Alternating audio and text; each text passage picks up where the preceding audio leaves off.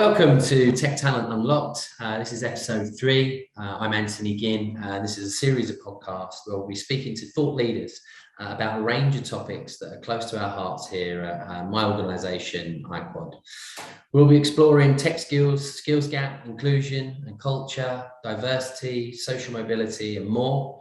And today I'm really pleased to have Nicola Anderson, who's the CEO for FinTech Scotland and previously held senior roles at the FCA with us. So thank you very much, Nicola, for giving us some time today and have a good chat around tech skills gap as well. And before we jump into some of that, I thought it'd be great for some of the listeners to just hear a little bit of the scope and the detail of what FinTech Scotland is up to. So over to you. Thanks, Anthony. It's great to be here. Thanks very much for the opportunity to have a conversation with you today around these topics. So FinTech Scotland is a cluster management organisation. We are here to absolutely serve and help those FinTech businesses in Scotland to develop, thrive and grow. And we work across 3 main objectives as we think about the opportunity that presents. So we're here for sure to build an innovative community. And community is a really important word as we think about FinTech Scotland. So we're not a membership organisation. We don't look for people to become a member of FinTech Scotland, but we do look for people to get involved and contribute to the community. And that community at the moment is thriving with up to 180 plus FinTech SME businesses, all working together, collaborating where they can, sharing experiences and just building that community that we hold so dear. And that's really great growth, Anthony. We had around 147 FinTech businesses at the beginning of this year. So we've seen that grow, which is part of the conversation that we'll talk about as we think about skills for the future.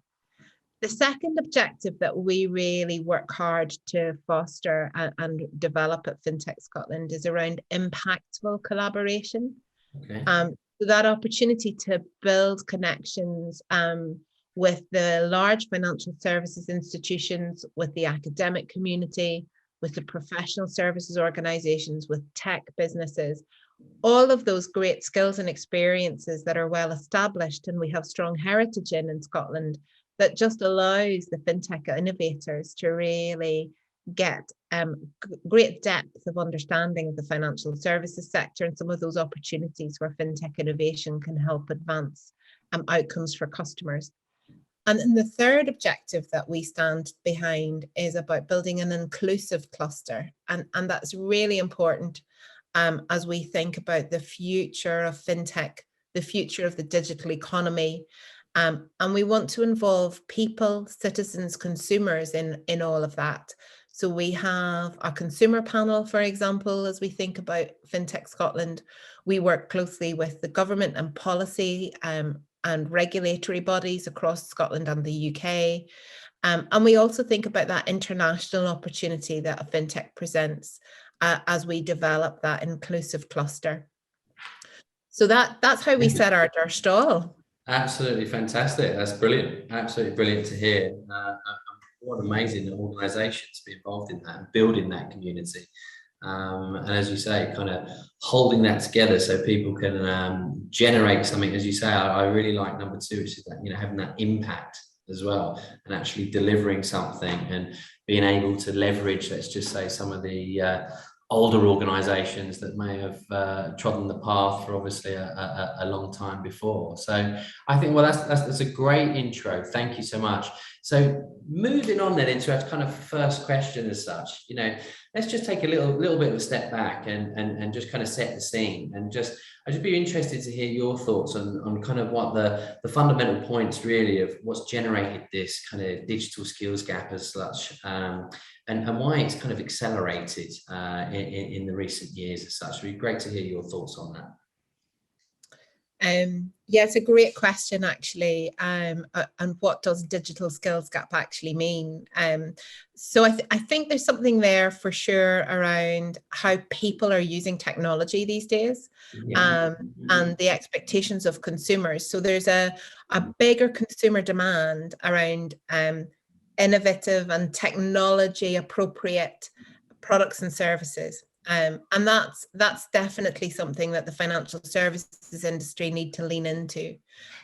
This kind of the traditional ways of working are evolving and need to move forward. So it's consumer demand, I think, is definitely one of those contributing factors.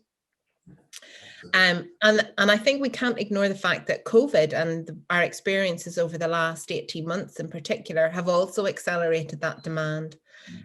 So as we think about the way people have been engaging over the last 18 months or so, that also has created an opportunity for us to be more accepting perhaps of digital capability and that want to drive that forward. And then I think the third point that I would offer here, Anthony, is that kind of developing, how we think about personal development and think about reskilling and upskilling and those areas that we've focused on, and how we've been able to get access to those types of courses and those types of opportunities in the past. So there's also a bit of personal responsibility there, I guess, as you think about how you advance your own personal skills. It's certainly something I've been very thoughtful about. And what do those options look like as you maintain a full-time job, and we need to kind of explore that. So it's access to the right capabilities and the right skills to allow yourself to progress. It's that kind of pandemic situation that's accelerated things. But before that was the consumer demand generally on digital products and services. Absolutely. And actually, yeah, you raise a really valid point. I mean, myself, I've recently been going through training in one of the cloud providers on the Google Cloud platform, and absolutely trying to keep relevant with the most in-demand technologies, and it can be difficult to keep up to speed, to be quite honest, of how things and how fast things move. And absolutely, and it's something that we focus on here at IQUAD, which is about that reskilling and training people with those in-demand skills, so they're ready for today's roles. That's the reality of it.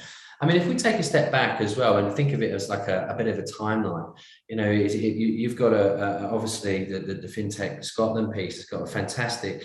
It's building a powerful community to collaborate. That's what it really feels like the mission is going on there.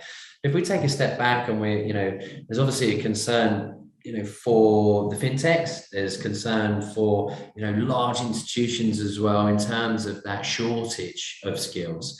And if we look over a timeline, I just wanted to talk a little bit about some of the potential initiatives or that you've seen, from going from kind of education to early careers, to be able to try and help stem the flow of these tech skills gap as well, and get your thoughts on that. Yeah, there's a range of initiatives that are happening across Scotland actually that might be of interest. So let's start with what the universities are doing. I think that's a really great place to start. There are more and more universities, and it'll not just be in Scotland, it'll be UK and worldwide, that are developing propositions and MSCs in the main, where we look at that fintech opportunity. And there are 5 universities in Scotland that have fintech MSCs on the go at the moment. And through that, whilst that's also academic learning, there's a real practical opportunity attached to those courses, as they look for engagement with industry, for projects that really will have an impact. So it allows the student to learn, apply their skills and learning, and it allows the business to start to understand about those great capabilities that are being developed through universities and the programs that they're running. In addition, we are seeing initiatives that will kind of be much more of a short-term course, a short-term opportunity for people to learn, whether that's a 6-week program or perhaps a 13-week program, where again, there's a break from work. So that's definitely something that we have to be alive to, but nonetheless, it offers a really focused, quick opportunity to develop those skills and those capabilities. So that's kind of some of the things that it's student and then at work level. We're also seeing more and more organizations look at CPD and that kind of continuous professional development. And the universities here are thinking about how they develop those relevant courses that will match the CPD demand. And then, of course, there's a wealth of courses available on the internet, whether that's through many of those social providers or through Coursera, some of those other opportunities. So there's that breadth. I think what we have an opportunity to do and a need to do, Anthony, is just simplify it for people, a one-stop shop where they learn about these opportunities and can see where they can go to understand more. At the moment, you know, my personal learning experience is I've developed this knowledge through Google searches, and if there's an opportunity for us to actually have a one-stop shop where we can see that landscape and help people navigate that, I think that would be much more straightforward. Brilliant. Yeah. And so some of the other initiatives, though, that I think we shouldn't lose sight of are how we support our schools and our school leavers and our earlier school kids. So we're seeing some programs like the Deloitte program on FinTech for Schools develop. We're seeing more engagement with FinTechs directly with schools, where we have that opportunity to go in and excite school kids about working in FinTech. And, you know, whilst we talk about a tech shortage, that skill set that the FinTech businesses need goes much beyond just tech. And it's really bringing that alive to people so that they understand that suite, whether that suite of opportunity and whether that's planting a seed for a younger person as they think about their career and where they want to go. And it's certainly something I think we have an opportunity to do with more girls in school, or whether it's actually helping those who have already established a career or started a career, thinking about how they could transfer some of those brilliant skills they'll have already had and think about applying them within the FinTech industry. So I think there's a couple of strands there that we need to lean into. Absolutely. Raising that awareness at an earlier point has got to be a good thing as well, isn't it? Throughout the schooling. And so I think that's fantastic. You know, looking at through from education through to, you know, further education part for university and then the early careers piece. One of the other pieces, obviously, you know, it would be great to hear your thoughts from is, you know, there was some statistics that came out that, you know, many women leave roles within technology around 35, you know, and don't get back within the tech space. I'm just wondering what kind of thoughts and initiatives you're seeing around bringing, you know, more women back into tech and into tech. I mean, I know we've spoken a little bit about the educational side, but it'd be great to hear your thoughts on that. Yeah. So I think, you know, so you guys are doing some great work on this as you think about those returners and those opportunities for people to return to work. And that is a really untapped, you know, that the potential of that workforce shouldn't be underestimated at all. So we're seeing more programs that offer more flexibility. We're seeing more employers think about those flexible ways of working, and indeed, not just about flexi time, but more autonomy over your time so that you start to then really embrace that opportunity for proper flexibility and bringing that balance to work and life. So that's certainly something we're seeing. We're also seeing, you know, employers think about where they can access talent. So they're not restricted, or they're not certainly restricting themselves to any regions at the moment. So there's that broader opportunity then to think about really bolstering the diversity of the team and broadening or casting your net a little wider from a geography perspective. And the virtual ways of working have certainly helped to do that. And we're seeing more of those teams and more of those businesses lean into that idea as well, recruiting in a time zone as opposed to recruiting in a geography. So that's also something that we're seeing. And then we're seeing more groups, Anthony, where women are helping women. And I think that's really important, that we have a community of women who will help women. And it also then helps us to demonstrate those role models that are already in the industry. so that we can aspire and support other women who want to progress a career within fintech or the tech industry. So those are some of the things that we're seeing across the piece. Brilliant. And I think, so we've spoken kind of about a little bit of the virtual timeline there of the pieces that are going on, the initiatives as well. And obviously, the forum that you're kind of creating, the community that you're creating now, there's obviously, these startup businesses as such. And it's really interesting to hear about those types of organizations, and obviously some are more mature than others. And the potential lack of talent that they may be experiencing, and what type of skills are they kind of potentially crying out for, or what's the view from your community at the moment? So the skills demand is broad brush, actually, and interestingly, many of them will talk about supporting tech skills internally and in-house, as they then look for other skills to be brought in from external opportunities and external environments. So we're really, that's the brilliant thing about the FinTech Scotland cluster and the community and the collaboration that's been built because of the heritage in financial services in Scotland. So skills in the financial services industry are absolutely highly sought after within the fintech community.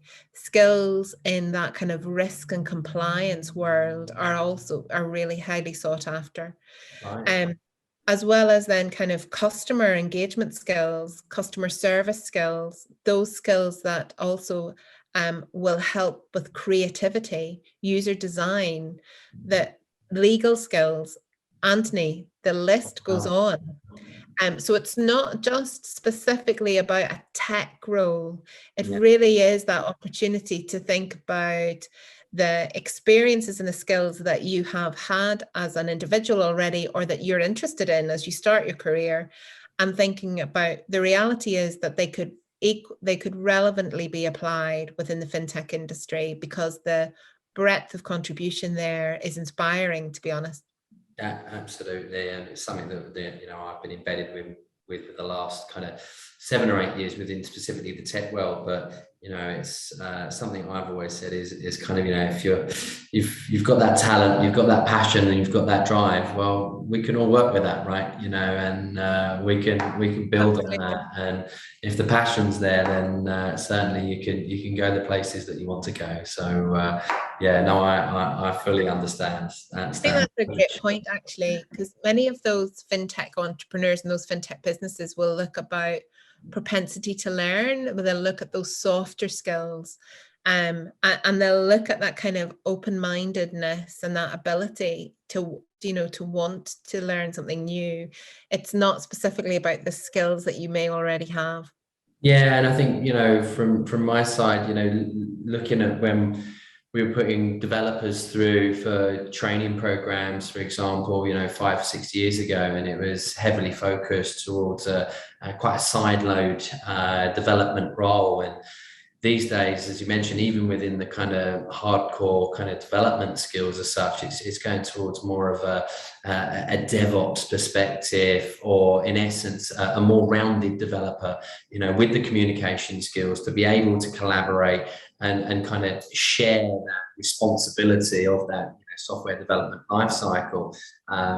Is vastly moving away from hiding in a corner and coding all day as such. And as you say, it means that there's more skills, but also more transferable skills as well that people can have to move into potentially the tech sector, or as you've mentioned, in other areas where there's a huge skills shortage. There's one piece that you touched upon. I think is a great thing. I mean, we will jump back to some of the more specific tech skills, but there was a piece there around, companies changing their approach, actually hiring within time zones, and let's be frank, but probably prior to COVID, this would have been unheard of as such. And there's that mindset change now that we can work within this digital framework and in different areas as such, a lot more responsibly as such, or certainly given the responsibility to do that. And I just wanted to see, what are the other changes that you might be seeing, organizations take? Because ultimately you need to make these changes for approach. We've already spoken about the lack of talent that we've got. And so some of the different kind of potential cultural changes or strategic changes that companies are making to not just attract talent, but also retain it, right? They want their talent to stick. So it'd be interesting to hear what some of these organizations are doing at the moment. So there's a real engagement piece going on actually, Anthony, at the moment as we emerge out of lockdown and the kind of harsher impact of COVID as we all worked from home. And that's a really, really important cultural point, because these organizations are collecting the views of their current employees and current contributors, and starting to think about, well, what does the future look like? So the opportunity to shape and to influence that future way of working is firmly there. And I think that's a really important cultural point within these organizations. To know that your voice can be heard and to know that you have a voice within those businesses is vital. Yeah. So we're seeing many think about, as I've mentioned before, that kind of flexible way of working, and it goes beyond flexi time to that more autonomy around your time generally. Yeah, absolutely. Sorry, Nicola, the one part I was just going to jump in and add there was because, especially for the fintechs as well, but they want to kind of keep that cultural shift moving in a positive fashion, because they want to stifle any the kind of the innovation that's going on throughout your community and their own businesses as well. And that's something as a delicate balance between the office or at home, etc., and getting that right. And I suppose those businesses have developed the practices, if you like, during the last 18 months that allow the innovation to continue. And those practices will involve technology for sure, whether that's kind of practical whiteboards in a virtual world, whether that's other communication tools that they're using. And that kind of agile way of working, I think, Anthony, lends itself very well to this opportunity, really, to continue to build diversity within your team, to continue to build flexibility within your team, and to know that you can continue to build innovation in that way. It serves the purpose really well. Brilliant.